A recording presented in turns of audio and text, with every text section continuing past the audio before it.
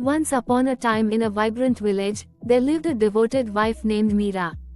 Every year, she observed Karwa Chauth, a day when married women fast from sunrise to moonrise for the well-being and longevity of their husbands.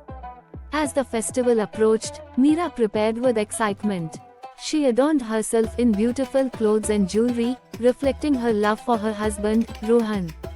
The day began with her rising before dawn to eat a small meal, known as sargi, which would sustain her through the day. Throughout the day, Meera busied herself with rituals, visiting friends and relatives, sharing stories, and preparing special treats for the evening. But her heart was set on seeing the moon, for only then could she break her fast. As dusk fell, Meera and the other women gathered in a clearing, their faces lit by the soft glow of lamps. They sang songs and prayed for their husbands' health and happiness. The anticipation grew as the moon began to rise, casting a silvery light over the village. Finally, the moon appeared, and Meera's heart raced. Holding a sieve, she gazed at the moon and then at Rohan, who stood beside her. With love in her eyes, she offered him water to break her fast. Rohan smiled, touched by her devotion, and they celebrated the bond they shared. That night, they exchanged vows of love and commitment, reaffirming their promise to cherish each other. The celebration continued with feasting and joy, as the village came together to honor the strength of love and devotion. Karwa Chauth became not just a ritual for Meera, but a symbol of the deep connection between husband and wife, reminding everyone of the power of love and sacrifice. एक समय की बात है, एक रंगीन गांव में मीरा नाम की एक समर्पित पत्नी रहती थी।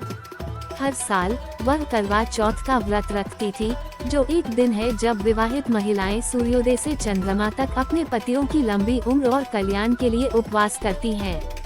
जैसे जैसे त्योहार नजदीक आता, मीरा एक्साइटमेंट के साथ तैयार होती। उसने सुंदर कपड़े और गहने पहने, जो अपने पति रोहन के प्रति अपने प्रेम को दर्शाते थे। दिन की शुरुआत उसने शहर में एक छोटा सा भोजन खाकर की, जो उसे पूरे दिन तक सहारा देता। दिन भर मीरा अपने दोस्तों और रिश्तेदारों से मिलने, कहानियां साझा करने और शाम के लिए विशेष व्यंजन बनाने में व्यस्त रही।